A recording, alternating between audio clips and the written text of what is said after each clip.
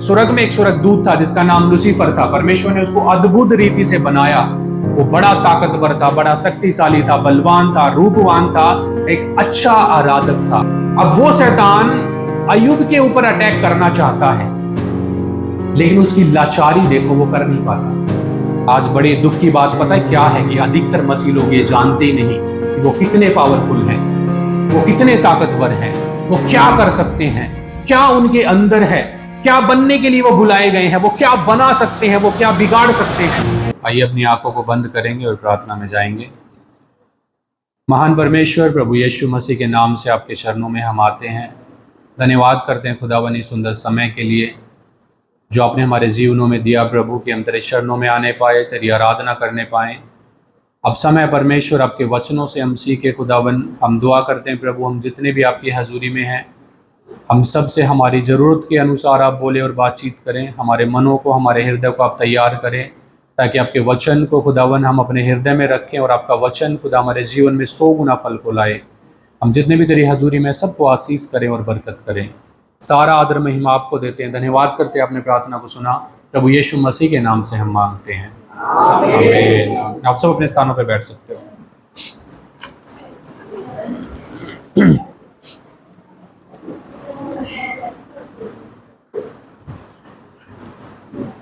Hallelujah, hallelujah.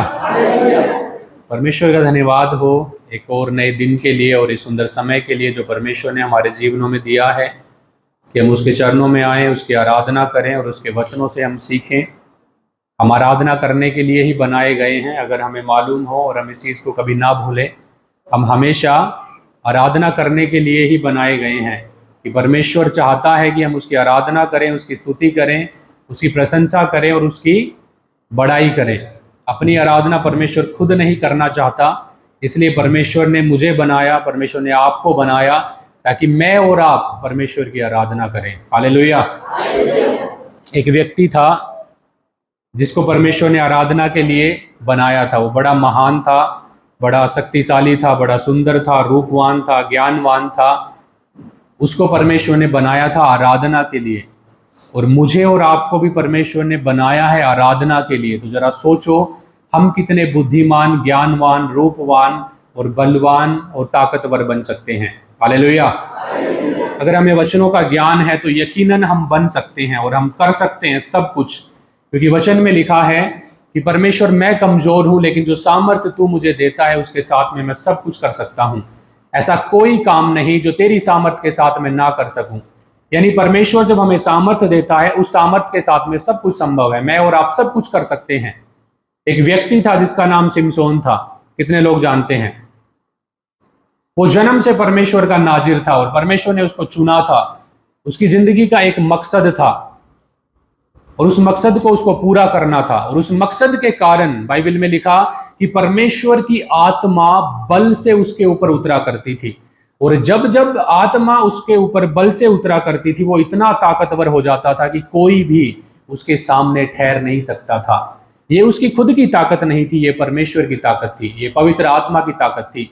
जैसे परमेश्वर ने कहा था मूसा के बाद, जब यहोशू को परमेश्वर ने बुलाया, परमेश्वर ने कहा कि तेरे जीवन भर तेरे सामने कोई भी ठहर ना सकेगा, तेरे जीवन भर तेरे सामने कोई भी खड़ा ना हो सकेगा। ये उस व्यक्ति के कारण नहीं है, बल्कि ये उसके कारण है जो परमेश्वर है, जो परमेश्वर की आत्मा है, जो लोगों के अंदर बसती है। अगर वो सेम आत्मा जो मूसा के साथ थी, जो यूसुफ के साथ थी, यहोशू के साथ थी, जो बड़े बड़े नबियों के साथ थी, अगर वो मेरे साथ है, वो आपके साथ है, तो हमारे भी जीवन भर कोई भी हमारे सामने खड़ा नहीं हो सकता है। ये वचन हमें कहता है।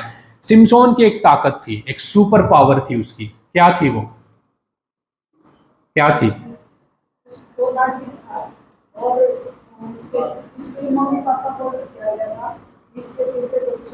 उस तरह नहीं चलाना है उसके सर के ऊपर। उसके बालों में सामर्थ्य थी कि बाल उसको नहीं कटाने हैं। जैसे ही उसके बाल कटेंगे क्या होगा? सामर्थ्य गायब, सुपर पावर गायब। और उसके साथ में उसको बोला गया था कि वो नाजिर है, तो वो कभी शराब नहीं पी सकता, वो कोई गलत काम नहीं कर सकता, है ना, वो गंदे कामों में सहभागी नहीं हो सकता है, क्योंकि वो परमेश्वर का नाजिर है। क्योंकि परमेश्वर की आत्मा, परमेश्वर के खुद का अंश उसके ऊपर उतरता है, और जब वो उसके अंदर समाता है तो वो इतना ताकतवर हो जाता है कि एक बार एक गधी के हड्डी से उसने 1000 व्यक्तियों को मार गिराया। कोई भी उसको पकड़ नहीं सकता, कोई भी उसको बांध नहीं सकता, कोई भी उसको मार नहीं सकता, कोई भी उसका कुछ नहीं कर सकता, क्योंकि परमेश्वर की आत्मा उसके ऊपर उतरती है। वो हर टाइम पावरफुल नहीं रहता, वो हर टाइम ताकतवर नहीं होता, लेकिन जब उसको ताकत की जरूरत पड़ती है तब तब पवित्र आत्मा उसके ऊपर उतरती है और उसमें ताकत आती है, और जो काम इंसान नहीं कर सकता वो कर जाता है। हालेलुया। परमेश्वर ने हमें भी सुपर पावर दी है, परमेश्वर ने हमें भी ताकत दी है। आपकी सुपर पावर क्या है? आपकी ताकत क्या है? क्या है आपकी ताकत? बताओ, क्या है हमारी ताकत? यीशु ने कहा जागते रहो, जागना हमारी ताकत है, और प्रार्थना करते रहो, प्रार्थना हमारी ताकत है, ताकि तुम परीक्षा में, रात को सब सोते हैं, हम सबको नींद चाहिए, है ना? तो जागना क्या है? जागना हमारी ताकत है पहली चीज, और प्रार्थना हमारी ताकत है। अब हमारी ताकत क्या है अगर हमें यही नहीं पता तो हम उस ताकत का इस्तेमाल कैसे करें, है ना? जागना क्या है? जागना ये नहीं कि आपकी आंखें खुली रहें, आप जागते रहें, काम में लगे रहें, ये नहीं। जागना क्या है?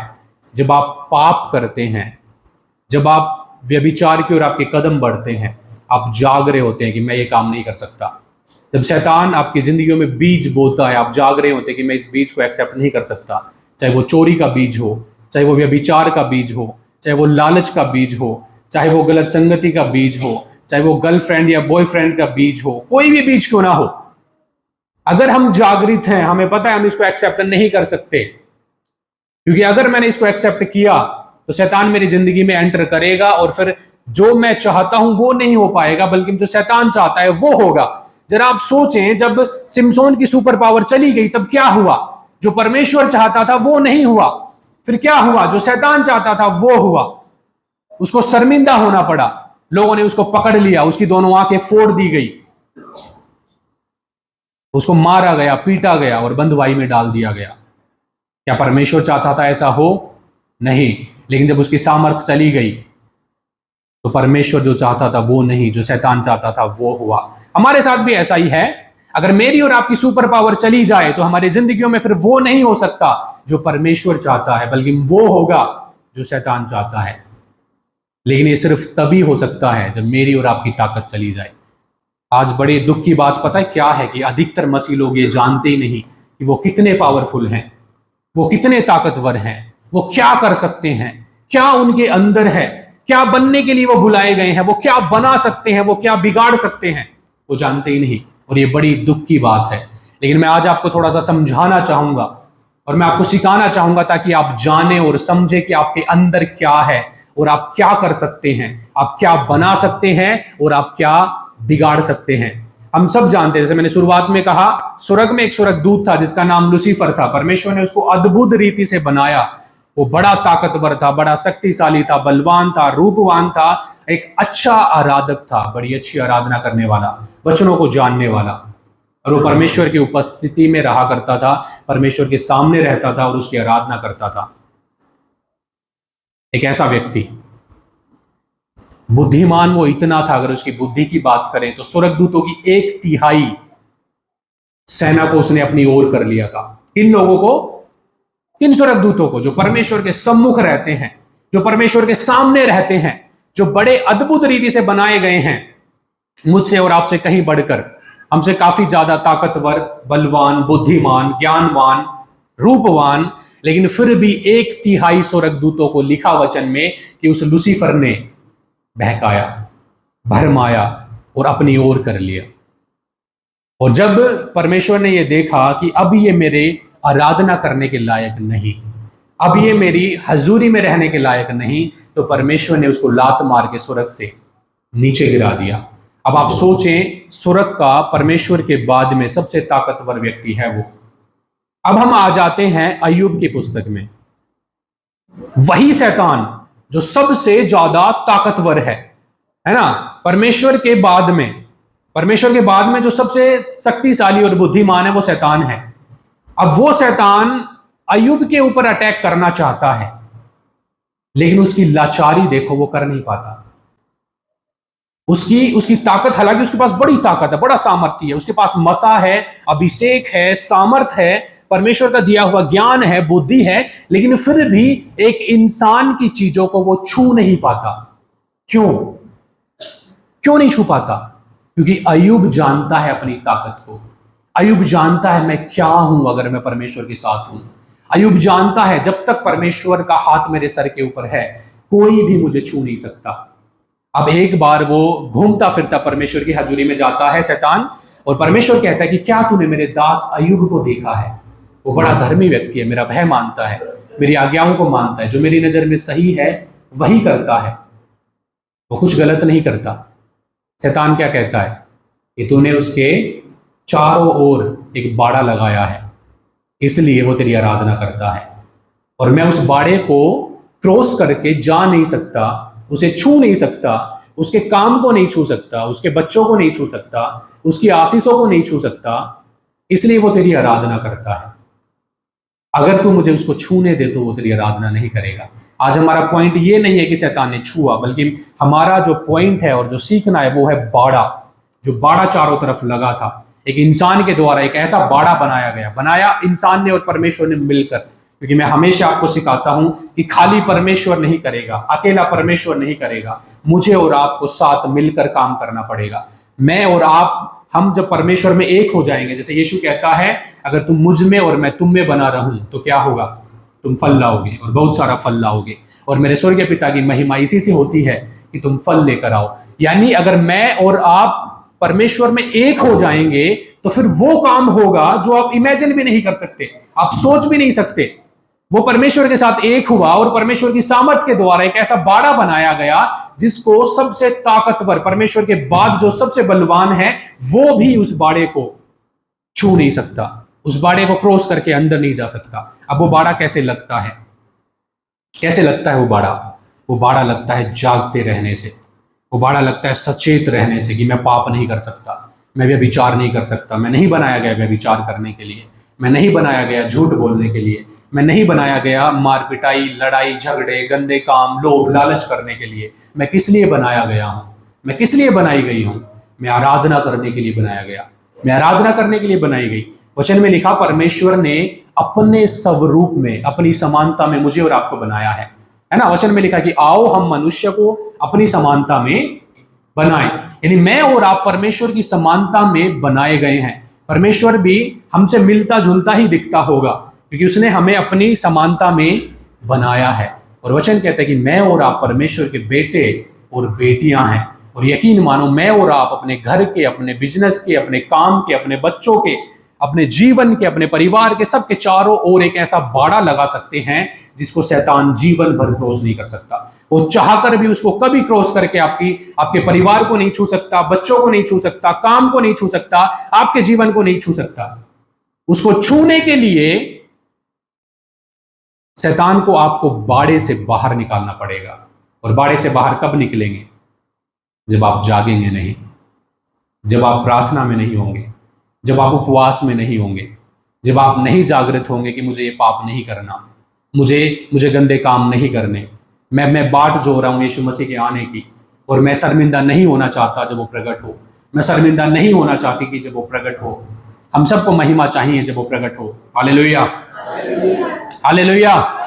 तो मुझे और आपको प्रार्थना की वैल्यू समझनी है और प्रार्थना की ताकत समझनी है और जागते रहने की ताकत समझनी है कि हमें हमेशा जागृत रहना है कि मैं और आप कभी भी पापों में नहीं गिरेंगे। और जब मैं और आप किसी भाई को और बहन को पापों में गिरते हुए देखेंगे तो क्या करेंगे? उसका ठट्टा उड़ाएंगे, मजाक उड़ाएंगे? क्या करेंगे? हम उसको उठाएंगे, हम उसके लिए प्रार्थना करेंगे, हम उसके लिए फास्टिंग करेंगे, है ना। जितना हमसे बन पड़ेगा हम उसके लिए करेंगे ताकि वो उठकर खड़ा हो जाए। ये परमेश्वर की इच्छा है कि मैं और आप मेहनत करें। वचन में लिखा बलवानों को चाहिए कि वो कमजोरों को संभाले। Hallelujah, hallelujah. इसलिए हमें प्रार्थना की वैल्यू को समझना है और प्रार्थना उपवास में हमें निरंतर बने रहना है। प्रार्थना हमारे जीवन का हिस्सा होना चाहिए। हर दिन हमारे जीवन में एक दिन भी ऐसा ना बीते जिसमें हम प्रार्थना ना करें, है ना। उपवास करो, आपका एक भी सप्ताह ऐसा ना बीते जिसमें आपने उपवास किया ही ना हो। 1 करो, 2 करो, 3 करो, ज्यादा जितना भी हो सकता है करो, लेकिन कम से कम कुछ ना कुछ करो। कुछ भी ना करने से बेहतर है कुछ करना, है ना। कुछ करो। जब आप इन चीजों में बने रहेंगे, शैतान आपको छू नहीं पाएगा, आपके काम को छू नहीं पाएगा, है ना। वचन में लिखा है परमेश्वर ने हमें आशीषित ठहराया है, उसने हमें बनाया है अपनी समानता में। हम बनाए गए हैं आशीषों में चलने के लिए, हम बनाए गए हैं ताकतवर बनने के लिए। वचन में साफ लिखा है, परमेश्वर ने कहा अब्राहम से कि मैं तुझे महान बनाऊंगा। और वचन में लिखा है कि जब हमने यीशु को स्वीकार किया, जो परमेश्वर ने वादा अब्राहम से किया था वही वादा मुझसे किया है, वही वादा आपसे किया है, और हर एक उस व्यक्ति से किया है, उस भाई से किया है, उस बहन से किया है जो आज यीशु मसीह को स्वीकार करता है अपने उद्धारकर्ता के रूप में। इसलिए मुझे और आपको परमेश्वर ने महान बनने के लिए बुलाया है। और जब तक हम छोटी मोटी चीजों में अटके रहते हैं, थोड़ा सा पाप कर लिया, थोड़ा सा लोभ, थोड़ा सा लालच, थोड़ी सी गलत संगति, थोड़े से मुंह से गलत शब्द बोल लिए, थोड़ी सी गाली, है ना, थोड़ा सा व्यभिचार, ये हमारी बड़ी बड़ी आशीषों को खा जाते हैं। ये जो महान शब्द है ना वो हट जाता है उनके आगे से, फिर वो महान नहीं बन पाते। और शैतान क्यों ऐसा करता है, जरा सोचो। शैतान क्यों आपको व्यभिचार में डालता है? शैतान क्यों आपको चोरी में डालता है? क्यों आपको लालच में डालता है? क्यों आपको लोभ में डालता है?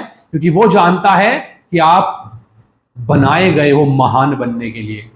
लेकिन उसके लोग नहीं जानते, उसके लोग नहीं जानते। सच में ये बड़ी दुख की बात है। इस बात को हम जितना जल्दी जाने उतना मेरे और आपके लिए बेहतर है। कहते हैं ना कि जब जागे तब सवेरा है, जब जाग जाए तभी सवेरा है। हमें जानना चाहिए कि मैं और आप कोई साधारण जीवन जीने के लिए नहीं बुलाए गए। जो वादे परमेश्वर ने अब्राहम से किए, जो वाचा परमेश्वर ने अब्राहम से बांधी, अब वही वाचा मुझसे बांधी है, अब वही वाचा आपसे बांधी है, हर एक जन से बांधी है। हम महान बनेंगे अगर हम जागते रहे। हम महान बनेंगे अगर मैं और आप प्रार्थना में रहे, अगर हम उपवास में रहे, अगर हम पापों से दूर रहे, अगर हम सारे गंदे कामों से दूर रहे। परमेश्वर हमें परखेगा और हमें जांचेगा, और जब वो हमें परख में खरा पाएगा तब वो हमें अब्राहम की तरह बढ़ाएगा। Hallelujah, hallelujah. परख जरूर आएंगी। पिछले संडे को हमने सीखा था एक धर्मी जन को परमेश्वर परखता है ना। लेकिन जो दुष्ट लोग हैं उनसे अपनी आत्मा में घृणा करता है। जो दुष्ट हैं, कलीसिया में आना, आकर वचन को सुनना, उसकी वर्शिप करना, इवन मैं कहूँ मैं यहाँ पे खड़ा होकर प्रचार करूँ, और अगर मैं परमेश्वर का भय ना मानूं तो मेरा यहाँ पे खड़ा होकर प्रचार करना भी व्यर्थ है। एक प्रचारक भी नरक में हो सकता है ना। एक भविष्यद्वक्ता भी नरक में हो सकता है, एक विश्वासी भी नरक में हो सकता है, एक कितना भी महान व्यक्ति क्यों ना हो वो नरक में हो सकता है। क्योंकि वचन में लिखा है नरक में जाने से सिर्फ वो बचते हैं जो स्वर्गीय पिता की इच्छा पर चलते हैं। हम सब जानते हैं कि हमें उस दिन का सामना करना है। एक दिन आएगा जब मुझे अपना न्याय देना है, मेरी पत्नी को अपना न्याय देना है, मेरे बच्चों को अपना न्याय देना है, आपको अपना न्याय देना है, आपके बच्चों को अपना न्याय देना है। इसलिए मैं आपको कुछ संडे से सिखाता आ रहा हूँ लगातार कि क्या करो, अपने बच्चों पे काम करो, अपनी पत्नी पे काम करो, पत्नी अपने पति पे काम करे। क्यों? क्योंकि हम सबको अलग अलग एक एक होके न्याय देना है। मैं अपना दूंगा, मेरी पत्नी अपना, मेरे बच्चे अपना, है ना। अगर मैं धर्मी हूं तो मैं ही जीवन पाऊंगा, अगर मेरी पत्नी धर्मी है तो मेरी पत्नी ही जीवन पाएगी, अगर मेरे बच्चे धर्मी है तो मेरे बच्चे ही जीवन पाएंगे। अगर जो भी एक व्यक्ति अपने आप को पापों से दूर रखेगा वही जीवन पाएगा। क्योंकि वचन में लिखा है जिसने अपने कपड़ों को, अपने वस्त्रों को मैला नहीं किया वो स्वर्ग में घूमेंगे, परमेश्वर का मुंह देखेंगे। वो परमेश्वर ने जो भोज तैयार किया है उसमें भागी होंगे। लेकिन जिनके कपड़े मैले हैं, जिनके कपड़े गंदे हैं, वो उस भोज में कैसे भी भागी नहीं होंगे। अगर वो चले भी गए तो भी निकाल दिए जाएंगे। Hallelujah, hallelujah. एक व्यक्ति ने एक भोज रखा, उसने इनविटेशन दिया सब लोगों को कि आओ और उसमें सहभागी हो जाओ।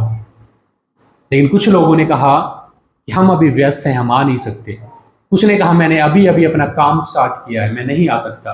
कुछ ने कहा कि मैं अपने परिवार में व्यस्त हूं, अभी नहीं आ सकता। कुछ ने कहा मुझे अपने माता पिता की सेवा करनी है, अभी हम नहीं आ सकते। तब जो मालिक था वो गुस्सा हुआ, और गुस्सा होने के बाद में उसने क्या कहा? उसने अपने कर्मचारियों से कहा जाओ और जहां भी तुम्हें जैसे भी कहीं भी जिस भी हालत में लोग मिलते हैं ले आओ, ताकि मैंने जो भोज किया है मेरा ये जगह भर जाए लोगों से। अब लोग जाते हैं और पकड़ पकड़ कर लाते हैं लोगों को, जहां भी मिलते हैं, गली मोहल्ले सड़कों में, हर जगह से पकड़ पकड़ कर लाते हैं, लेकिन फिर भी वहां पर जगह बाकी होती है और लोगों को कंटिन्यू लाते रहते हैं। जब वो लाते हैं, भोज स्टार्ट हो जाता है, तो एक व्यक्ति वहां पर ऐसा भी पाया जाता है जिसके वस्त्र मैले थे। अब मालिक कहता है कि भाई तुझे किसने अंदर आने दिया, तेरे वस्त्र तो मैले हैं, तुझे साफ और सुथरा होकर आना चाहिए था। और फिर वो आज्ञा देता है कि इसको क्या करो, बाहर निकालो, इसको यहां से बाहर निकालो। अब मैले वस्त्र का क्या महत्व है और क्या सीख है? मैले वस्त्र क्या है? मैला हम कैसे हमारा जीवन मैला होता है। वहां पे परमेश्वर कोई कपड़े की बात नहीं कर रहा कि मेरे कपड़े में दाग है, अच्छे से साफ नहीं हुआ, हम ऐसे ही आगे, नहीं, वो उनकी बात नहीं कर रहा है। वो किसकी बात कर रहा है? वो बात कर रहा है आपकी, वो बात कर रहा है आपके चरित्र की। और जो दाग लगे हैं, जो मैलापन है, वो क्या है? वो पाप है, वो व्यभिचार है, वो चोरी है, वो झूठ बोलना, गाली देना है, गंदे काम करना है, खून करना है, दूसरों की हानि करना है, परमेश्वर का काम वफादारी से नहीं करना है, अपने विश्वास में विश्वास योग्य नहीं मिलना है। वो सारे क्या है? वो दाग हैं। और जिन पर वो दाग पाए गए, मालिक ने कहा इनको बाहर निकालो। और जिनके वस्त्र मैले नहीं थे, परमेश्वर ने कहा आओ मेरे साथ आनंद मनाओ और सहभागी हो जाओ मेरे भोज में। Hallelujah, hallelujah. इसलिए अच्छे से जान लो और समझ लो कि मुझे और आपको उस भोज में जाना है। हम बुलाए गए हैं, हमें बुलाया है परमेश्वर ने, मैं और आप उस भोज में जाएंगे। जिनके वस्त्र अच्छे होंगे, साफ सुथरे होंगे, जिनका चरित्र अच्छा होगा, जिनका जीवन अच्छा होगा, जिन्होंने अपने आप को पापों से दूर रखा होगा, वो उसमें सहभागी होंगे, वो परमेश्वर के साथ रहेंगे। लेकिन जिनके वस्त्र मैले हैं, यकीन मानना जीवन भर भी वो व्यक्ति प्रचार करे, जीवन भर भी वो व्यक्ति अच्छे काम करे, धर्म के काम करे, लेकिन अपने पापों से अपने आप को दूर न करे, तो उस भोज में उसका कोई भी भाग नहीं है। ये सुनने में बड़ा अजीब लगता है, लेकिन सच्चाई है। और मैं नहीं चाहता कि कोई भी प्रचार सुने और वो परमेश्वर के राज्य से वंचित रहे। मैं चाहता हूं कि जो भी प्रचार सुने वो जीवन पाए। हमारे प्रचार करने का महत्व क्या है? यही कि लोग सुने, मन फिराएं और जीवन पाएं। परमेश्वर ने मुझे बुलाया प्रचार करने के लिए, मैं काफी भागा इस चीज से, लेकिन मेरी आसी से नहीं, कहीं नहीं। अगर मैं इस चीज से भाग जाऊं तो मैं कहीं भी फलवंत नहीं हो सकता, कहीं भी मुझे आसी से नहीं मिल सकती, क्योंकि मैं इस चीज के लिए बुलाया गया हूं, मैं इस चीज के लिए बनाया गया हूं। परमेश्वर ने ये मांग रखी है मेरी जिंदगी से कि मैं ये काम करूं। अगर मैं नहीं करूंगा तो मैं एक हद तक बढ़ सकता हूं, लेकिन जो परमेश्वर ने मेरे लिए हद ठहराई है वहां तक मैं कभी नहीं बढ़ सकता। कई बार शैतान मेरे पे अटैक करता है कि मुझे अब रुक जाना चाहिए या फिर मुझे ब्रेक ले लेना चाहिए, लेकिन जब मैं आत्मा की सुनता हूं, आत्मा कहती है नहीं, तेरे पास टाइम कम है, टाइम ही तो नहीं है ब्रेक लेने का, टाइम ही तो नहीं है रुकने का, टाइम ही तो नहीं है टाइम बर्बाद करने का, क्योंकि हम नहीं जानते कि कब यीशु मसीह का आगमन हो जाएगा। इसलिए समय और बेसमय तैयार रहो। जो तुम्हारे पास है उसके लिए धन्यवाद दो परमेश्वर का। मैंने तुम्हें बताया शुरुआत में, तुम महान बनने के लिए बुलाए गए हो। अब कुछ कुछ चीजों पे हमें ध्यान देना है जो हमें महान बनने से रोकती है, और उसमें से जैसे मैंने आपको शुरुआत में बताया, जागते ना रहना आपको महान बनने से रोकेगा, प्रार्थना ना करना रोकेगा, उपवास करना ना रोकेगा। अगर आप उपवास करेंगे आप महानता की ओर बढ़ेंगे, जो जीवन परमेश्वर ने रखा है आपके लिए आप उसकी ओर बढ़ेंगे। अब उसके अलावा भी कुछ ऐसी चीजें हैं जिन पर हमें ध्यान देना है कि हम वो चीजें, कुछ ऐसी हैं जो नहीं करनी, कुछ ऐसी हैं जो करनी है। जिसमें से पहली चीज मैं आपको बताऊंगा, कभी भी कंप्लेंट ना करें मुझे ये ना मिला। मैंने देखा है परमेश्वर ने लोगों को बहुत कुछ दिया, लेकिन फिर भी मुझे ये नहीं मिला, मुझे वो नहीं मिला। परमेश्वर ने उसको वो भी दे दिया, उसके बाद भी मुझे अब ये नहीं मिला। एक लिस्ट होती है, मुझे ये चाहिए, मुझे ये चाहिए, मुझे ये चाहिए। एक प्रकार के लोग हैं। दूसरी प्रकार के लोग, उनको जो भी मिला, जिनको नहीं भी मिला, परमेश्वर तेरा धन्यवाद कि मुझे तू मिला। अगर मुझे तू मिला, मुझे सब कुछ मिल गया। अगर तू मुझे मिल गया तो सारी चीजें अब मेरे पास अपने आप आ जाएंगी, है ना। एक प्रकार के लोग हैं जो परमेश्वर ने दिया, जितना भी दिया उसके लिए परमेश्वर का धन्यवाद किया। प्रभु तेरा धन्यवाद कि तूने मुझे इतना कुछ दिया है, मैं तो ये भी पाने के लायक नहीं था, लेकिन तूने मुझे दिया, मैं तेरा कोटि कोटि धन्यवाद करता हूँ। ये अलग प्रकार के लोग हैं। लेकिन ये वो लोग हैं जो महानता की ओर बढ़ते हैं, और जो कंप्लेन करते हैं ये वो लोग हैं जो महानता से पीछे छूट जाते हैं। Hallelujah, hallelujah. अब महानता से आप क्या समझते हैं? वो पा लेना जो परमेश्वर ने आपके लिए रखा है, वो जीवन जीना जो परमेश्वर ने आपके लिए रखा है, वो है एक महान जीवन जो परमेश्वर ने रखा है। अब मैं परमेश्वर का हमेशा धन्यवाद करता हूं। मैंने कुड़कुड़ाना बहुत सालों पहले छोड़ दिया था, क्योंकि मैं जानता हूं परमेश्वर ने जो मुझे दिया है वो बहुत दिया है, और इतना दिया है कि मैं जीवन भर उसका धन्यवाद कर सकता हूं। मैं जानता हूं आज जो जिस एज में मेरे बच्चे हैं, उस एज में जब मैं था, आज मेरे बच्चों का जीवन 100 गुना बेहतर है उस जीवन से। और मेरा विश्वास है कि वो आने वाले समय में 1000 गुना और 10,000 गुना और लाख गुना बेहतर होगा। परमेश्वर हमेशा काम करता आ रहा है हमारी जिंदगियों में, लेकिन हम क्या करते हैं? धन्यवाद छोड़कर वो नहीं मिला, ये नहीं मिला, उन चीजों के ऊपर अपना फोकस करते हैं, लेकिन जो परमेश्वर ने दिया उसके लिए हम उसका उतना धन्यवाद नहीं करते। परमेश्वर ने हमें चंगाई दी, परमेश्वर ने हमें छुटकारा दिया, हमारी सारी जरूरतों की चीज दी हैं। जैसे वचन में लिखा है, जवान सिंहों को तो घटी होती और वो भूखे भी रह जाते हैं, लेकिन यहोवा परमेश्वर के खोजियों को किसी भली वस्तु की घटी नहीं होगी। जब से हम परमेश्वर में आए, हमें किसी भली वस्तु की घटी नहीं हुई आज तक। सच में जो हमारी जरूरत है परमेश्वर ने दिया, और उससे थोड़ा सा ज्यादा ही देके रखा हमेशा। इसलिए हमेशा परमेश्वर का धन्यवाद करना। और मैं जानता हूं अगर मैं धन्यवादी बना रहूंगा, मैं धन्यवाद करूंगा, आज जो आशीष से 100 गुना है, कल वो 1000 होंगी, परसों वो 10,000 होंगी, फिर वो लाख गुना होंगी, और वो बढ़ती जाएंगी, वो बढ़ती जाएंगी। वो तब तक बढ़ेंगी जब तक मैं उसका धन्यवाद करना बंद नहीं कर दूंगा। लेकिन अगर हम उसका धन्यवाद ना करें, कुड़कुड़ाते रहें, तो जिंदगी कुड़कुड़ाने में ही निकल जाएगी। फिर जिंदगी कुड़कुड़ाने में ही चली जाएगी। आज मुझे बड़ी खुशी है कि मैंने यीशु मसीह पाया है, सबसे बड़ा खजाना मेरा। एक उदाहरण एक व्यक्ति ने दिया था कि एक राजा एक बार बड़ा कृपालु हुआ अपनी प्रजा के ऊपर, और उसने लोगों को बुलाया अंदर अपने महल के अंदर और कहा कि जो तुम्हारा मन करे वो उठा लो महल से। अब आप समझ सकते हैं कि महल में तो बड़ी सुंदर, बड़ी प्यारी, बड़ी अच्छी अच्छी चीजें होती हैं, है ना। सोना भी होता है, चांदी भी होती है, हीरे भी होते हैं, बहुमूल्य चीजें होती हैं। जैसे ही लोग अंदर घुसे, किसी ने राजा की चेयर देखी, मुझे तो ये चाहिए, बड़ी पसंद है। राजा ने बोला ले जा। किसी ने बोला मुझे तो ये जूते चाहिए, बड़े अच्छे हैं, मैंने कभी नहीं पहने। राजा ने बोला ले जा। किसी ने बोला कि मुझे सोना चाहिए, मैंने कभी सोना मेरे पास नहीं हुआ इतना। राजा ने बोला ठीक है, सोना ले जा। और वो कौन लोग थे? बड़े अच्छे खासे लोग, ठीक ठाक लोग, जिनके पास बहुत सारी चीजें थी, लेकिन फिर भी किसी ने चांदी पे हाथ रखा, किसी ने सोने के ऊपर हाथ रखा, किसी ने सोफे पे रखा, किसी ने बेड पे रखा, किसी ने गाड़ी पे रखा, किसी ने अलग अलग चीजों पर रखा। लेकिन वहीं पर एक ऐसी स्त्री आई जो ना धनवान थी, उसके पास कुछ खास नहीं था, मैले कपड़े थे, ज्यादा दिखने में सुंदर भी नहीं थी, लेकिन वो आई और उसने सबसे अलग काम किया। राजा ने सोना चांदी हीरे मोती सब कुछ रखे हुए हैं, लेकिन उस स्त्री ने आके क्या किया? उस राजा के ऊपर हाथ रख दिया। और वो राजा कहता है स्त्री ये तूने क्या किया? यहाँ पे सोना है, यहाँ पे चांदी है, यहाँ पे हीरे हैं, मोती हैं, धन है, दौलत है, गाड़ी है, सब कुछ है यहाँ पर।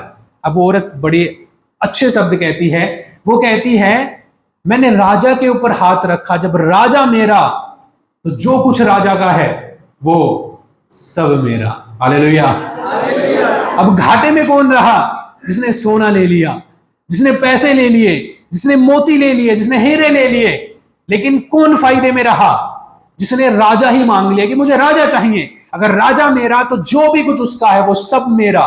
जैसे हम यीशु मसीह के हैं और यीशु मसीह हमारा राजा है, और वो कहता है कि मैं तुम्हारा पिता भी हूं, तुम मेरे बच्चे। जब वो हमारा, तो उसका जो कुछ है वो सब हमारा। फिर हम कहां से गरीब हुए? कहां से हम गरीब हुए? बताओ। हम तो धन्य लोग हैं, है ना, इस दुनिया के सबसे धन्य, इस दुनिया के सबसे महान लोग, क्योंकि हमारे पास एक ऐसा राजा है जिसके राज्य का कभी अंत नहीं होगा। उस स्त्री ने उस राजा के ऊपर हाथ रखा, लेकिन उसका अंत हो सकता है क्योंकि वो शरीर में है, वो नॉर्मल राजा है। जब तक उसका राजपाट है वो सब कुछ ले सकती है, लेकिन हम उससे भी महान हैं और बेहतर हैं, क्योंकि वचन में लिखा हमारा जो राजा है वो ऐसा राजा है जिसके राज्य का कभी अंत ही नहीं होगा। वो सदा का राजा है ना, वो हमेशा का राजा है। अगर वो हमें मिल गया तो हमें सब कुछ मिल गया, सब कुछ हमने पा लिया। फिर हम क्यों कुड़कुड़ाएं, हम क्यों रोएं, मेरे पास ये नहीं, मेरे पास वो नहीं। क्यों ना हम धन्यवाद करें जो हमारे पास है उसके लिए। मैंने एक बार एक टेस्टमनी देखी थी। एक व्यक्ति था, परमेश्वर का बड़ा अच्छा दास, जिसने परमेश्वर के लिए बड़े बड़े काम किए, सुसमाचार को सुनाया। बड़े बड़े कामों से अर्थ होता है सुसमाचार को सुनाना। कितना आपने सुसमाचार सुनाया है? अगर आपने सुनाया है, आप सच में परमेश्वर के महान दास हैं, आप महान दासी हैं, क्योंकि हम सुसमाचार सुनाने के लिए बुलाए गए हैं। अब वो उसके जब मैंने उसको देखा, वो पहाड़ों में था, उसको चट्टान के ऊपर सोना था, और सोने से पहले कहता है परमेश्वर तेरा धन्यवाद कि तूने मुझे सोने के लिए ये स्थान दिया। क्या कहता है? चट्टान पर सो रहा है, नीचे उबड़ खाबड़ है, एक चौरस भी नहीं है, एक सा भी नहीं है, उसको पत्थर भी चुभ रहे होंगे यहाँ पे वहां पे, सर में, इधर उधर, लेकिन फिर भी वो क्या कहता है? परमेश्वर तेरा धन्यवाद कि तूने मुझे सोने के लिए ये जगह दी। अब मैं और आप कहाँ हैं? मैं और आप कहाँ हैं? सोचें। हम कुड़कुड़ाने के लिए नहीं बुलाए गए हैं, ये परमेश्वर की इच्छा नहीं है। मैं चाहता हूं आप सब जान लें इस चीज को, ये परमेश्वर की इच्छा नहीं कि आप कुड़कुड़ाएं किसी भी चीज के लिए। जो आपके पास है उसके लिए परमेश्वर का धन्यवाद दें, जो नहीं है उसके लिए भी धन्यवाद दें, तो वो आपके जीवन का हिस्सा होगा। परमेश्वर का हाथ ऐसा छोटा नहीं कि वो आपको कुछ दे ना सके। परमेश्वर इतना कमजोर नहीं कि वो आपको कुछ बना ना सके। परमेश्वर ने वाचा बांधी है आपसे, आपको महान बनाने के लिए। लेकिन अगर मैं और आप वचनों से फिर जाएं, हम गलत काम करें, हम जागृत ना रहें, जैसे मैंने आपको शुरुआत में बताया कि क्यों शैतान हमारे लिए व्यभिचार का माहौल बनाता है कि मैं और आप व्यभिचार में गिर जाएं। वो सौदा करता है, आपको पता है, वो सौदा करता है, व्यभिचार ले और अपनी महानता दे। वो सौदा करता है, धन ले अपनी महानता छोड़, सोना ले अपनी महानता छोड़, चांदी ले अपनी महानता छोड़, महिमा ले अपनी महानता छोड़। वो सौदा करता है। अगर आप परमेश्वर के साथ एक होने वाले हैं, वो रोकने के लिए आपको कुछ भी दे सकता है, लेकिन आपको चुनना है आप क्या चाहते हैं। क्या आप परमेश्वर वाला जीवन जीना चाहते हैं जो परमेश्वर ने आपके लिए रखा है, या फिर आप सौदा करना चाहते हैं धन के साथ, इज्जत के साथ, सामर्थ के साथ, महिमा के साथ? क्या चाहिए? चुनना है हमें। हमें यीशु मसीह चाहिए या हमें कुछ और चाहिए? यीशु को जब भूख लगी, शैतान आया और बोला अगर तू परमेश्वर का बेटा है तो आज्ञा दे इस पत्थर से कि ये रोटी बन जाए। यीशु ने कहा नहीं, लिखा है इंसान केवल रोटी से नहीं बल्कि परमेश्वर के मुंह से निकले हुए हर एक शब्द से जिंदा रहेगा। जरूरत के ऊपर वार किया उसने। हमारी जरूरत क्या है? क्या जब हमारी जरूरत होती है और वो हमें नहीं मिलती, क्या हम फिर रोने लग जाते हैं, या सौदा करते हैं, या परमेश्वर का धन्यवाद करते हैं? नहीं मिला, कोई बात नहीं प्रभु, आज नहीं तो तू कल देगा। तूने नहीं भी दिया, कोई बात नहीं, एक दिन मैं तेरा मुंह देखूंगा, स्वर्ग के अंदर मैं तेरे साथ रहूंगा और मेरे लिए ये काफी है। हम क्या करते हैं? शैतान उसको एक ऊंचे स्थान पर लेकर गया और उसने बहुत सारी चीजें दिखाई, पूरा कस्बा। बोला तू मुझे झुककर दंडवत कर, मैं ये सारी चीजें तुझे दे दूंगा। यानी महिमा मिलने वाली थी, पावर मिलने वाली थी, धन दौलत मिलने वाली थी, बिल्डिंगें मिलने वाली थी। लेकिन यीशु ने क्या कहा? क्या कहा यीशु मसीह ने? लिखा है केवल अपने परमेश्वर की उपासना कर और सिर्फ उसी के सामने झुक और उसी को दंडवत कर, उसके अलावा किसी के सामने मत झुकना। हालेलुया। उसके बाद में शैतान उसको लेकर गया एक और ऊंचे स्थान के ऊपर और बोला अगर तू परमेश्वर का बेटा है, तू सच में परमेश्वर का जन है, गिरा दे अपने आप को नीचे, क्योंकि लिखा है कि परमेश्वर अपने दूतों को आज्ञा देगा, वो तुझे हाथों हाथ उठाएंगे, कहीं ऐसा ना हो कि तेरे पांव में पत्थर से ठेस लगे। और यीशु ने कहा लिखा है तू अपने परमेश्वर की परख ना करना। हालेलुया। आज ये हमारे हाथ में है कि हमें क्या करना है। हम सौदा करेंगे या हम यीशु को चुनेंगे। सबके पास है। आपको पता है आज क्यों मसीह लोग महान बनने के लिए बुलाए गए लेकिन फिर भी महान नहीं, है ना? हंसने के लिए बुलाए गए लेकिन फिर भी रोते हैं। उठने के लिए, ऊंचाइयों पे जाने के लिए बुलाए गए लेकिन फिर भी जमीन में गड़ते जाते हैं। शांति में रहने के लिए बुलाए गए लेकिन फिर भी अशांति में रहते हैं। क्यों? जैसे ही परमेश्वर हमसे जुदा होगा, जैसे ही परमेश्वर हमसे अलग होगा, हमारा रिजल्ट सिमसोन जैसा होगा। जैसे ही परमेश्वर हमें छोड़ेगा वैसे ही शैतान हमें पकड़ेगा। क्यों? क्योंकि कहीं ना कहीं, कैसे ना कैसे हमने परमेश्वर के नाम को महिमा दी है, हमने परमेश्वर के नाम को ऊंचा उठाया है। अब शैतान हमारे जिंदगियों की धज्जियां उड़ाएगा, इसलिए ताकि हमने जो किया है वो व्यर्थ हो जाए और लोगों को बोलने का मौका मिले कि देख भाई, अगर यीशु सच में जिंदा होता तो क्या उसकी ऐसी हालत होती? क्या यीशु मसीह सच में परमेश्वर होता तो क्या उसकी ऐसी हालत होती? है ना? है कि नहीं?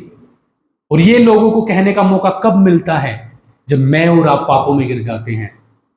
एक चीज को लिख लेना आप, अगर आप यीशु मसीह के नाम को नीचा करेंगे, परमेश्वर आपको इतना नीचा करेगा आप सोच नहीं सकते। लेकिन अगर आप परमेश्वर के नाम को ऊंचा करेंगे, परमेश्वर आपको इतना ऊंचा करेगा, इतना ऊंचा करेगा कि सबको मालूम हो जाएगा कि तुम ऊंचे इंसान हो, तुम अलग इंसान हो, तुम महान इंसान हो। अब चुनना हमें है कि हमें क्या चाहिए। कि हम थोड़े से धन को लेकर परमेश्वर को साइड करेंगे, थोड़ी सी महिमा को लेकर परमेश्वर को साइड करेंगे, थोड़ी सी इज्जत को लेकर साइड करेंगे, या फिर हम परमेश्वर को चुनेंगे चाहे हमें लज्जित भी होना पड़े।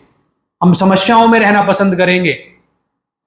अधर्मियों के साथ उनके महलों में रहने से बेहतर है परमेश्वर की भवन की देवड़ी पर पड़े रहना।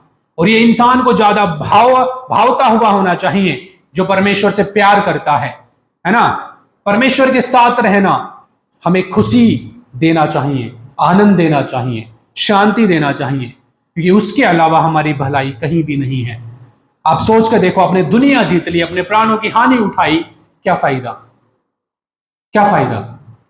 आपने जीत ली पूरी दुनिया, आपने जीत ली लाखों आत्माएं, आपने सुनाया लाखों लोगों को सुसमाचार, लेकिन अंत में आपकी आत्मा नाश हो गई। क्या फायदा?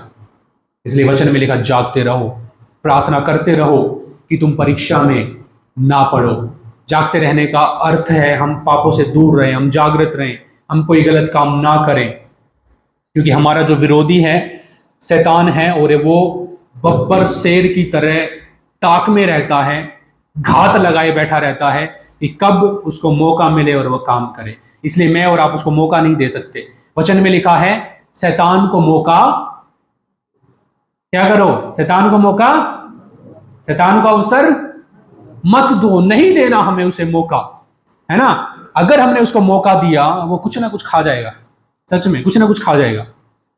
अगर हमने उसको मौका दिया, जो जिंदगी परमेश्वर ने मेरे लिए रखी है, मुझे पता है बड़ी महान है, वो बड़ी उत्तम जिंदगी है, और वो आप सबके लिए है जो परमेश्वर ने रखी है। अगर आप उसको समझें और आत्मिक आंखों से देखें, परमेश्वर ने आपके लिए एक महान जिंदगी रखी है। लेकिन अगर शैतान को मौका दिया, वो खा जाएगा। वो क्या करेगा? उसको, यहूदा इस्करियोती यीशु मसीह के साथ रहा, अपनी आंखों से देखा, नंगी आंखों से मुर्दों को उठते हुए, लंगड़ों को उठते हुए, गूंगों को बोलते हुए, बहरों को सुनते हुए, बीमारों को चंगाइयां पाते हुए, दुष्ट आत्माओं को चिल्ला चिल्ला कर और ये कहते हुए कि तू परमेश्वर का बेटा है, और छोड़ करने के लिए सारी चीजें ये देखी। लेकिन उसने शैतान को मौका दिया और शैतान खा गया उसके उत्तम जीवन को। इसलिए उसे मौका मत दो, उसे मौका। सुलेमान सबसे ज्यादा बुद्धि का वरदान पाया उसने, लेकिन शैतान को मौका दिया, खा गया उसके जीवन को। ऐसे बहुत सारे लोग हैं बाइबल के अंदर ही जिनको परमेश्वर ने महान जिंदगी दी, लेकिन उन्होंने शैतान को मौका दिया और शैतान खा गया उनकी जिंदगियों को, है ना? ऐसे बहुत सारे उदाहरण हैं। आप सुलेमान को देखते हैं, बड़ा बुद्धिमान था, बड़ा ज्ञानी था, उसने बड़ी अन्य जाति स्त्रियों से शादियां रचा ली, जिसके लिए परमेश्वर ने मना किया।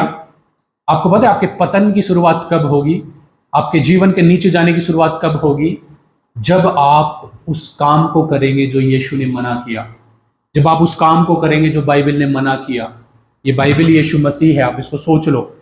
अलग से पूछने की नहीं है प्रार्थना। लोग क्या कर रहे हैं, मैंने देखा, अपनी आंखों से देखा, कानों से सुना, वचन में लिखा है ये मत कर। फास्टिंग में लगे पड़े हैं, प्रभु ये करें या ना करें। प्रार्थना में लगे पड़े हैं, दे प्रार्थना, सप्ते प्रार्थना, महीने प्रार्थना, प्रभु ये करें कि ना करें। वचन में लिखा है मत करो। क्या परमेश्वर उनको बताएगा? परमेश्वर उनको बताएगा कि मत कर? पहले से बता रखा है। ये यीशु मसीह है, ये कोई साधारण किताब नहीं है, ये जीवन है। ये यीशु मसीह है जिसने हमें सिखाया है जीवन का सलीका, कैसे हमें जीवन जीना है। जो इसमें लिखा है कभी जाकर मत पूछो परमेश्वर से करें या ना करें। अगर ये बाइबल कहती है मत कर तो नहीं करना, और ये बाइबल कहती है कर तो करना। Hallelujah, hallelujah. थोड़ा सा फर्क है बस महान बनने में, वो पाने में जो परमेश्वर ने आपके लिए रखा है। सच में यकीन मानो, कई बार शैतान ने मेरे ऊपर अटैक किए हैं, कई बार। इवन उसने मुझे भी इस कंफ्यूजन में डाला कि तेरा जीवन कुछ नहीं, तुच्छ है। लेकिन आत्मा बड़ी जोरों शोरों से कहती कि तुच्छ नहीं, जीवन बड़ा महान है, बड़ा उत्तम जीवन है। जितना मैं सोच रहा हूं उससे भी लाख गुना बेहतर है। और वो सबका जीवन दिखता है मुझे, आप सबका। जो भी यीशु मसीह के पीछे चल रहा है, आत्मा जैसे ही पर्दे उठा रही है वैसे ही चीजें दिख रही हैं कि परमेश्वर ने तुम्हें बुलाया तो बड़ा महान बनने के लिए। तुम्हारी सोच भी नहीं गई वहां पर, लेकिन शैतान ने तुम्हें उलझा लिया।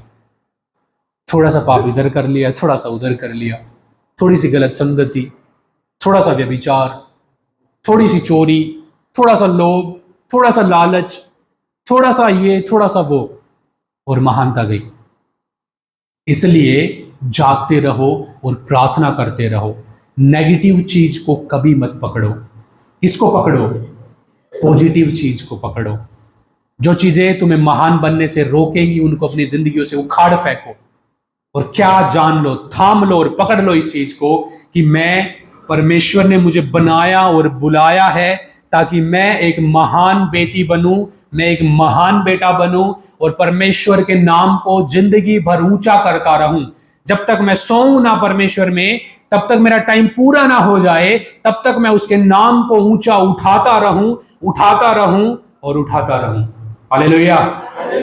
हम में से कितने लोग सोचते हैं कि मैं यीशु मसीह के लिए कुछ करूं, मैं उसके नाम को उठाऊं, मैं उसके नाम को महिमा दूं। अगर तुमने उसको महिमा दी वो तुम्हें महिमा देगा। अगर तुमने उसके नाम की इज्जत रखी वो तुम्हारी इज्जत रखेगा। लेकिन अगर हम उसको शर्मिंदा कराएंगे तो हमें भी शर्मिंदा होना पड़ेगा। आज मेरे और आपकी पहचान क्या है? यीशु वाले हैं, यही है ना? है कि नहीं? दुनिया भूल गई हमें हमारी पहली पहचान से। अब हमारी पहचान क्या है? यीशु मसीह वाले हैं भाई, हालेलुया वाले हैं। तो है कि नहीं? आज मैं और आप कुछ ऐसा काम करें जो गलत हो तो कौन शर्मिंदा हो रहा है? किसका नाम नीचा जा रहा है? मेरे और आपकी क्या इज्जत है ना? हमारे परमेश्वर का नाम नीचा होता है। इसलिए पाप करने से रुक जाओ, ये सोचकर कि मेरे प्रभु का नाम नीचा होगा, मेरे परमेश्वर का नाम शर्मिंदा होगा, इसलिए मैं पाप नहीं कर सकता, इसलिए मैं चोरी नहीं कर सकता, मैं व्यभिचार नहीं कर सकती, मैं कुछ गलत काम नहीं कर सकती। रुक जाओ सोचकर कि मुझे अपने परमेश्वर के नाम को महिमा देनी है। और याद रखो, आपको फेस करना है अंतिम पल को, अंतिम दिन को, न्याय के दिन को, जिसमें आपको हर एक बात का न्याय देना है ना? वो दिन आएगा। आज लोग हंसते हैं, किसने देखा है स्वर्ग, किसने देखा है नरक? लेकिन कभी चुप मत हो जाओ। जब लोग तुम्हारा मजाक भी उड़ाएं, चुप मत हो, अपना काम करो। लोग हंसते हैं, हंसने दो, सोचते हैं, सोचने दो, कुछ भी मजाक उड़ाते हैं, उड़ाने दो। अपने काम में वफादार रहो। जो यीशु ने कहा वो मैं करूंगा, जो यीशु ने कहा वो मैं करूंगी। यही हमारा फर्ज है, इसी के लिए हम बनाए गए हैं, इसी के लिए हम बुलाए गए हैं, यही हमारा जीवन है। और यकीन मानो, अगर ये आपने कर दिया, आपकी एक अलग पहचान होगी, अलग पहचान होगी अपने परिवार में, अपनी सोसाइटी में, अपने मोहल्ले में, अपने स्टेट में। इवन परमेश्वर तुम्हें इतना बढ़ाएगा, देशों में तुम्हारी अलग पहचान बन जाएगी और लोग कहेंगे ये सच में परमेश्वर की बेटी है और परमेश्वर का बेटा है।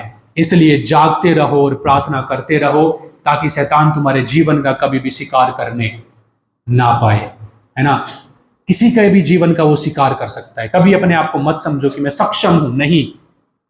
जब वो दाऊद को पापों में गिरा सकता है, जब वो साउल को पापों में गिरा सकता है, जब वो सुलेमान को पापों में गिरा सकता है, जो इतना बुद्धिमान व्यक्ति है, ये सारा खेल कैसे हुआ? अवसर मिलने पर। अगर अवसर नहीं दिया गया होता तो नहीं होता। इसलिए जो भी उसको अवसर देगा वो उसके जीवन में काम करेगा। इसलिए हमें उसको अवसर नहीं देना, और उसका अवसर अगर नहीं देना है तो जागते रहना पड़ेगा, प्रार्थना करते रहना पड़ेगा, फास्टिंग में रहना पड़ेगा, प्रभु के साथ अच्छे संबंधों में रहना पड़ेगा, परमेश्वर के साथ एक होना पड़ेगा। अपने दिमाग में कुछ भी क्यों ना भरा, उसको साइड करो, इसमें सिर्फ वचन भरो, इसमें सिर्फ आत्मिक भजन भरो। जो मिला उसके लिए धन्यवाद, जो नहीं मिला उसके लिए कुड़कुड़ाओ नहीं। जो परमेश्वर देगा उसके लिए धन्यवाद। एक दिन तुम स्वर्ग में होगे और उसका मुंह देखोगे, क्या ये कम है? क्या ये कम है मेरे और आपके लिए? बताओ। जो सारे ब्रह्मांड का मालिक है, आकाश और पृथ्वी का कर्ता है, जो कुछ तुम देखते हो सबको बनाने वाला है, जब तुम उसका मुंह देखोगे, उसके साथ रहोगे, वो तुम्हारे बीच में रहेगा, तुम्हें अपना बेटा कहेगा, तुम्हें अपनी बेटी कहेगी, क्या ये कम है? क्या ये कम है? हमारे लिए काफी है। मेरे लिए तो काफी है ये, और मेरे पूरे परिवार के लिए काफी है ये, और मैं चाहता हूं आप सबके लिए ये काफी हो, है ना। जो परमेश्वर दे उसके लिए धन्यवाद, ना दे तो भी धन्यवाद कि परमेश्वर ये जिंदगी मुझे काटनी है तेरे चरणों में धन्यवादी बने रहकर, तेरी स्तुति कर कर, तेरी महिमा कर कर। जैसे चाहेगा वैसे, जो चाहे तू कर मेरे साथ, लेकिन मैं तेरी महिमा करना नहीं छोड़ूंगा, मैं तेरी महिमा करनी नहीं छोड़ूंगी। इस चीज को पकड़ लो तो परमेश्वर तुम्हें महान बनाएगा और शैतान भी तुम्हें महान बनने से रोक नहीं पाएगा। हालेलुया। बस उसको अवसर मत देना, कभी उसको अवसर मत देना। जब पत्नी गुस्सा हो जाए, गुस्सा मत हो जाना पत्नी के साथ में, कोई बात नहीं, छोड़ो, है ना। जब पति गुस्सा है, पत्नी टाल दो, छोड़ो, इग्नोर कर दो, कुछ भी वो बोले, शैतान को अवसर मत दो। अगर आप दोनों लड़ पड़े, शैतान को अवसर मिल गया। अगर आपके बच्चे आपसे गुस्सा हैं, आप ठंडे पड़ जाओ, शैतान का अवसर नहीं मिलेगा। लेकिन बच्चे भी गुस्सा हैं, आप भी गुस्सा हो गए, मिल गया, उसका अवसर मिल गया। वो अंदर घुसेगा और कुछ ना कुछ तो खा के जाएगा। अंदर आया है तो कुछ ना कुछ तो वो खाएगा, बिना खाए तो वो नहीं जाएगा। इसलिए अवसर उसको मत देना। समझना, जब हम आत्मा में अलर्ट होते हैं, हमें मालूम होता है भाई शैतान का वार आ गया, अब इससे बचना है। वो कैसे भी आ सकता है, कहीं से भी आ सकता है। जरा सोचो, आदम को गिराने के लिए शैतान कहां काम किया? उसने सबसे पहले पत्नी में काम किया। पत्नी ने फल तोड़ा और कहा ले खा ले, और उसने खाया। अलर्ट रहना हमेशा। यीशु मसीह क्रूस पर ना चढ़े, किसने कहा? पतरस ने। और जब यीशु मसीह क्रूस पर चढ़ा, शैतान रोया, चिल्ली मार मार कर रोया, बड़ा रोया। वो उसको इतना दुख हुआ कि कभी ना हुआ होगा, क्योंकि उसने शैतान की सारी चीजों के ऊपर, सारे षड्यंत्र प्लान के ऊपर सब पे पानी फेर दिया। शैतान का सब कुछ खत्म, जैसे यीशु ने अपनी कुर्बानी दी। हालेलुया। अब उसको रोकने के लिए किसने कहा? पतरस ने, सबसे करीबी, वो व्यक्ति जिसके लिए यीशु कहता है कि मैं इस पर, ये चट्टान है और मैं इस पर कलीसिया खड़ी करूंगा। शैतान कभी भी कहीं से भी आ सकता है, इसलिए आत्मा में अलर्ट, हमेशा अलर्ट रहना, और कभी ना गलत बोलना और ना अपने लिए सुनना। सामने वाले को एक बार बुरा लगेगा, कोई बात नहीं, लगने दो। 2 बार लगेगा, लगने दो, लेकिन अपने लिए बुरा मत सुनो, उसे पकड़ कर मत बैठ जाओ। अपने लिए हमेशा अच्छा बोलो कि मैं स्वर्ग में जाऊंगा, मैं स्वर्ग में जाऊंगी, मैं उद्धार पाया हुआ व्यक्ति हूं, मैं उद्धार, मेरा पूरा घराना उद्धार पाएगा। हमेशा अपने लिए अच्छा बोलना, ये परमेश्वर चाहता है, क्योंकि आप जो बोलेंगे कल वो बदल जाएगा, एक्चुअल में वो घट जाएगा, वो पैदा हो जाएगी वो चीज जो आप बोलेंगे, क्योंकि सारी चीजें पैदा हुई बोलने से। परमेश्वर ने बोला और चीजें पैदा हो गई। वैसे ही जब परमेश्वर ने आपको अपनी समानता में बनाया है, तो आप जो बोलेंगे वो पैदा हो जाएगा। सच में आप बोलते रहें, वो पैदा होगा। एक दिन वो आकार ले लेगा उस चीज का, जब आप बोलेंगे मैं धन्य हूं, मैं महान हूं। चाहे आपके पास मौका है, आप चोरी करें, मन चाहे वो खरीद लें, लेकिन फिर भी आप चोरी नहीं करेंगे। एक टाइम भूखे रहेंगे और कहेंगे कि मैं धनवान हूं। वो चीज पैदा हो जाएगी। हालेलुया। क्योंकि तुम्हारे मुंह में सामर्थ है। याद रखना, तुम परमेश्वर की समानता में बनाए गए और तुम्हारे पास अधिकार है बनाने का और ढा देने का। तुम्हारे पास इस जीभ के वश में जीवन है और मृत्यु भी है। इसलिए बड़ी सावधानी से बोलो, सावधानी से सुनो। वचन में लिखा, अपने बातों के कारण तुम दोषी और निर्दोष ठहराए जाओगे। इसलिए बड़े सावधानी से बोलो क्या बोलते हो, सावधानी से सुनो क्या सुनते हो, सावधानी से देखो तुम्हारी संगति कैसी है, सावधानी से देखो तुम्हारे बच्चों की संगति कैसी है। सबको देखो, जो बुरी चीजें उनको दूर करो और जो परमेश्वर कहता है उन चीजों को अपनी जिंदगियों में लागू करो। इसलिए प्रार्थना करो, साथ में बच्चों को सिखाओ, अपने परिवार में एक एक जन को सिखाओ। सिर्फ ये ना करो कि मैं करता हूं मेरे बच्चे अपने आप सीख जाएंगे, नहीं, उनको बैठाना शुरू करो। तुम्हारे बच्चे तुम्हारी अगली पीढ़ी है और भविष्य है आगे का। इसलिए आज से ही उनके अंदर परमेश्वर का बीज डालो, परमेश्वर का भय डालो। उन्हें सिखाओ कि जो दिया परमेश्वर ने उसके लिए धन्यवाद कर, कभी कुड़कुड़ा मत किसी के लिए। उसको अभी से सिखाओ, परमेश्वर के काम के लिए कुछ देने के लिए इच्छा रखो, लेने के लिए नहीं। अभी से सिखाओ कि परमेश्वर उनको महान बनाए। Hallelujah, hallelujah. वचनों पर अगर हम खड़े रहेंगे, सच में हम महान बन जाएंगे। हमारे चारों तरफ एक बाड़ा होगा। अगर हम जागते रहे, प्रार्थना में रहे, उपवास में रहे, आज्ञाकारिता में रहे, तो क्या होगा? चारों तरफ हमारे बाड़ा होगा। जैसे वचन में लिखा है, हम वचन को पढ़ेंगे, जो यहोवा पर भरोसा रखते हैं वे सिय्योन पर्वत के समान हैं, जो टलता नहीं वरन सदा बना रहता है। जिस प्रकार यरूशलेम के चारों ओर पहाड़ हैं, उसी प्रकार यहोवा अपनी प्रजा के चारों ओर अब से लेकर सर्वदा तक बना रहेगा। परमेश्वर तुम्हारे चारों ओर होगा, तुम्हारे चारों तरफ एक बाड़ा होगा और कोई भी उसे तोड़ ना पाएगा। ना तुम्हारे दुश्मन, ना कोई शैतान, ना तुम्हारे हानि चाहने वाले, कोई भी उस बाड़े को तोड़ नहीं पाएगा। लोग तुम्हारे लिए योजना बनाएंगे तुम्हें गिराने की, लेकिन परमेश्वर योजना बनाएगा तुम्हें उठाने की। लोग सोचेंगे तुम गिर रहे हो, लेकिन तुम उठोगे, क्योंकि परमेश्वर तुम्हारे साइड होगा। लोग गड्ढा खोदेंगे तुम्हारे लिए, लेकिन परमेश्वर उस गड्ढे में उन लोगों को ही डालेगा, अगर परमेश्वर तुम्हारे साथ है। लोग तुम्हारी हानियों के लिए अलग अलग योजनाएं बनाएंगे, ये सच है, बनाएंगे भी, ऐसा होगा भी, लेकिन इसको अचंभे की बात मत जानना। तुम्हारे लिए गड्ढा खोदेगा जरूर, लेकिन तुम कभी गिरोगे नहीं। तुम्हारे पैर के लिए जाल लगेगा जरूर, लेकिन तुम कभी फंसोगे नहीं।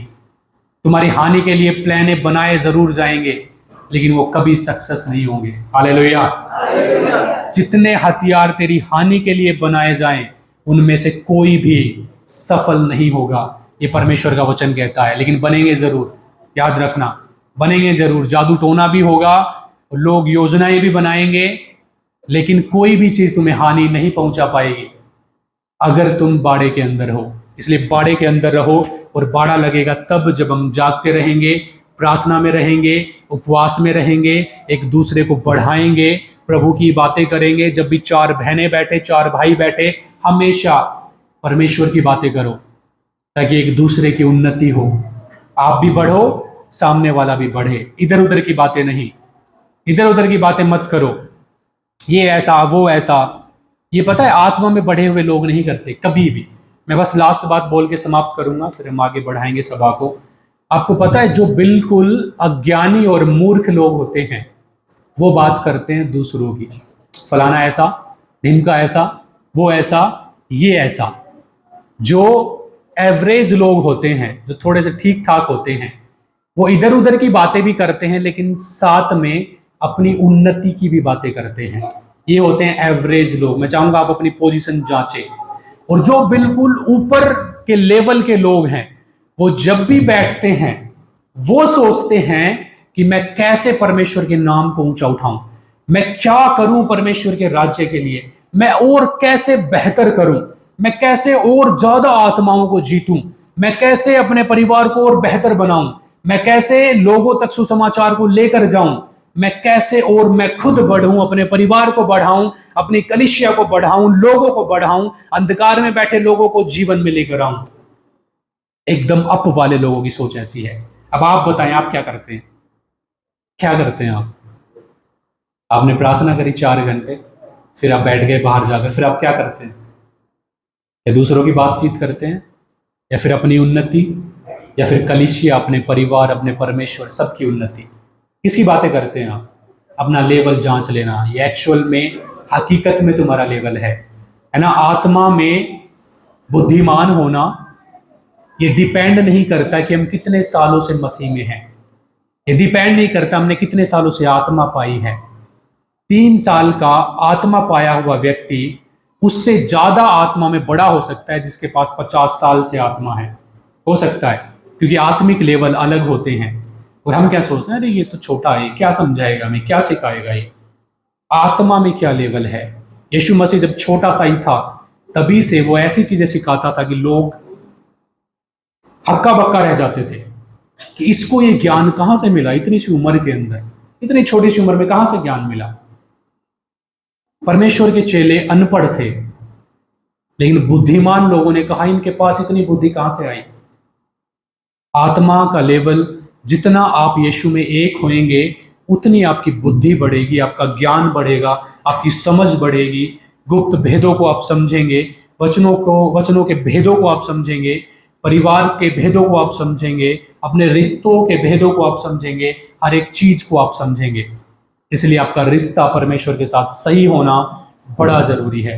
और वो सही तब होगा जब हम जागते रहेंगे, अलर्ट रहेंगे कि हमें कोई पाप नहीं करना, प्रार्थना में लगे रहेंगे, उपवास में लगे रहेंगे, इधर उधर की बातें नहीं, सिर्फ अपने परिवार की, अपने खुद की, परमेश्वर में बढ़ने की, उसके लोगों की, कि मैं कैसे बढ़ाऊं उसके लोगों को, इनमें ध्यान रखेंगे तो परमेश्वर तुम्हारा ध्यान रखेगा, परमेश्वर तुम्हारे लिए खड़ा होगा। और जब वो तुम्हारे लिए खड़ा होगा तो तुम्हारे जीवन भर कोई भी तुम्हारे सामने खड़ा नहीं रह पाएगा। Hallelujah, hallelujah. परमेश्वर हम सबको आशीष करें।